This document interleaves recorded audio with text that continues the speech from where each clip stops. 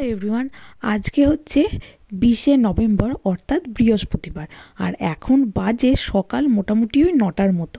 তো সকালবেলা ঘুম থেকে উঠেই যদি এরকম দৃশ্য দেখা যায় তাহলে বলো তো কার সারা দিনটা ভালো না যায়।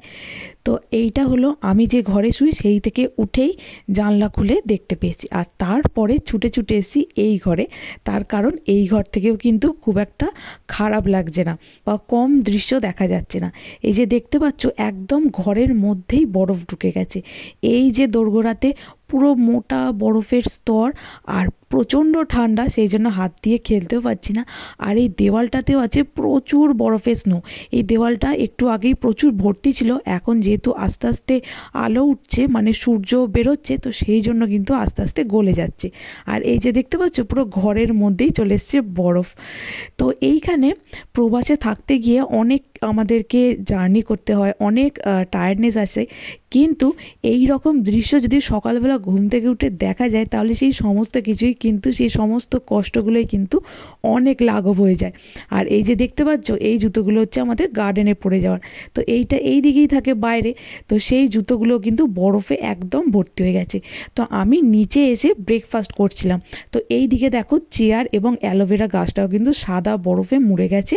আর এই দিকে একটা গাছ আছে, সেই গাছটাও কিন্তু পাতাগুলোও কিন্তু বরফে ভারী হয়ে গেছিলো। তো এখন তো বাজে মোটামুটি ওই 11টা, রান্টু অফিস যাবে, তো সেই জন্য সমস্ত রান্না বান্না খাবার দাবার কমপ্লিট করে তারপর একটু বেরোচ্ছি ছবি তোলার জন্য। তবে রুদ্রাংশ যে পরিমাণ কাঁদছে তাতে আমার মনে হয় না এমন কিছু ছবি তোলা যাবে। তো সেই সময় একটু ভিডিও করছিলাম, যার জন্য এখানে বরফটা কিন্তু অনেকটাই গলে গেছে, কিন্তু সকালে আরও অনেক বরফ ছিল। আর এই যে দেখতে পাচ্ছ আমাদের প্রতিবেশীর গাড়িটা বাড়ির সামনেই থাকে, তো সেইটাতেই দেখলাম এরকম বরফ আছে, তো সেইখানেই একটু কারুকার্য করছি। আর এখানে কিন্তু প্রচণ্ড ঠান্ডা আছে, তো সেই জন্যই গ্লাভসও নিয়ে নিয়েছি। তবে রুদ্রাংশ কিন্তু প্রচণ্ড কান্নাকাটি করছে, কেন জানি না। আর এই ঠান্ডাতে কিন্তু গ্লাভস আর টুপি ছাড়া কিন্তু একদমই বেরোনো যাবে না।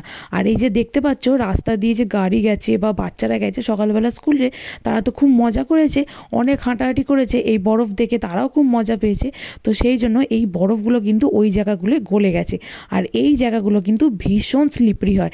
তো এই জায়গাগুলোয় কিন্তু খুবই সাবধানে চলতে হয়। তাই সেই জন্য যে জায়গাগুলো ধরো জলের মতো হয়ে গেছে সেই জায়গাগুলোয় কিন্তু পা দিলে হবে না, যে জায়গাগুলোয় হালকা স্নো আছে সেই জায়গাগুলোয় কিন্তু পা দিয়ে যেতে হবে। আর এইখানে বরফে চলার জন্য কিন্তু স্পেশাল জুতো পরতে হয়, না হলেই কিন্তু তুমি স্লিপ পরে যাবে।